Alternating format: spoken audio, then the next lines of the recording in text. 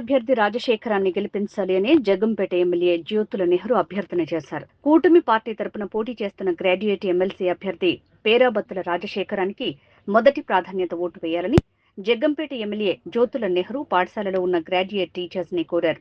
శుక్రవారం తొలుతగా శ్రీ చైతన్య, భాష్యం, శ్రీ ప్రజ్ఞ schools, high school, రాష్ట్ర ప్రభుత్వ పెన్షనర్స్ సంఘం, జూనియర్ కాలేజ్, డిగ్రీ కాలేజ్ వద్దకు వెళ్లి ఆ ఉపాధ్యాయుల్ని అభ్యర్థించారు. ముఖ్య కారణం మీ అందరికీ తెలుసు. గ్రాడ్యుయేట్స్ ఎమ్మెల్సీ ఎలక్షన్ రేపు 27వ తారీఖున జరగబోతుంది. దాని నిమిత్తం మనందరినీ ప్రత్యక్షంగా కలిసి ఆ పార్టీ తరఫున పోటీ చేస్తున్నటువంటి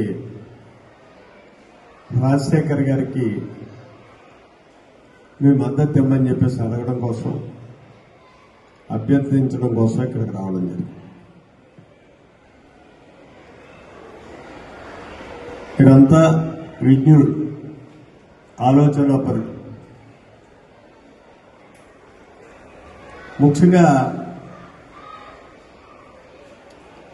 ఇక్కడ రాజశేఖర్ యొక్క అభ్యర్థత్వం గురించి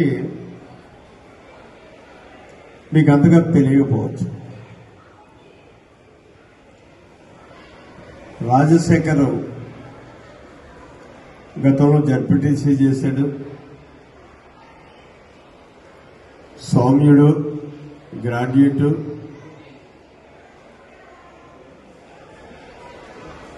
తర్వాత సేవా తత్పరతతో పనిచేసేటటువంటి వ్యక్తి. నా తరబీదులో తయారైనటువంటి, ముఖ్యంగా నా శిష్యుడిగా, ఒక రాజకీయ నాయకుడిగా పరిణితి చెందినటువంటి వ్యక్తి. అతను ఎదుర్లంక అనేటటువంటి గ్రామంలో ఉన్న, రాజకీయంగా మాత్రం మన నియోజకవర్గ పరిధిలోనే ఉన్నట్లు లెక్క. గౌరవ ముఖ్యమంత్రి చంద్రబాబు నాయుడు గారు కూడా నా అభ్యర్థన మేరకే అతనికి అభ్యర్థత్వం ఇచ్చినటువంటి పరిస్థితి. అంటే అతను మన నియోజకవర్గ ప్రతినిధిగానే ఉంటాడు అని చెప్పడానికి ఇది ఒక నిదర్శనం.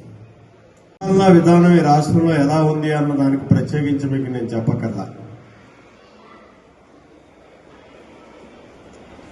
ప్రజా సౌకర్యార్థం దేనికి ప్రాధాన్యత ఇవ్వాలి అన్న దాని మీద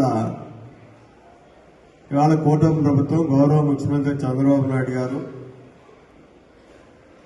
పాలన చేస్తున్నటువంటిది తేటతెల్లంగా మీ అందరికీ కనపడుతున్నటువంటి పరిస్థితి.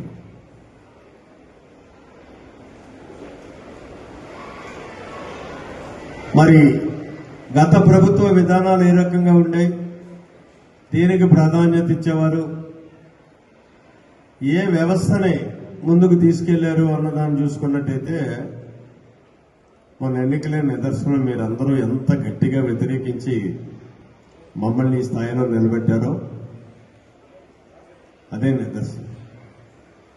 దాని గురించి కూడా ఎక్కువగా మాట్లాడుకోకల్లా, ఎందుకంటే ఆ చరిత్ర అయిపోయింది. ఇప్పుడు ఆ పరిస్థితులు కలగకుండా పాలన చేయాల్సినటువంటి బాధ్యత మా మీద ఉంది.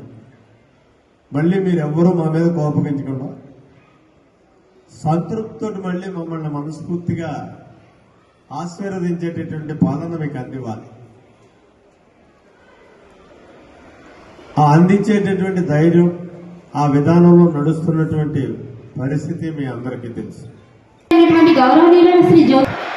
ఆయనను మా ఉపాధ్యాయ బృందం సగౌరవంగా స్టేజ్ మీదకి రావాల్సిందిగా ఆహ్వానిస్తున్నాం. Politician leader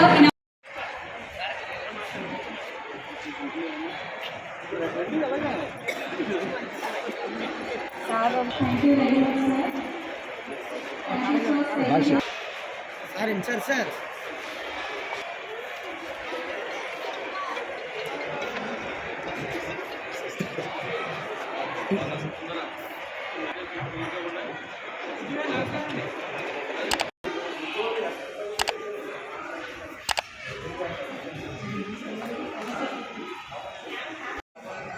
judges MLC election జరుగుతుంది. అందరికీ తెలుసు. మా పార్టీ తరఫున మా పార్టీ అనుకున్న మన పార్టీ అంతా మాట్లాడతాను ఆ పరిస్థితి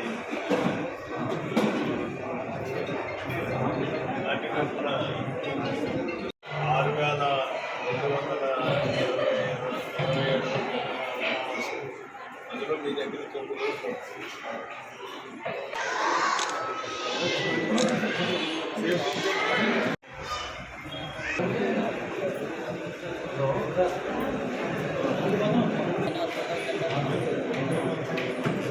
9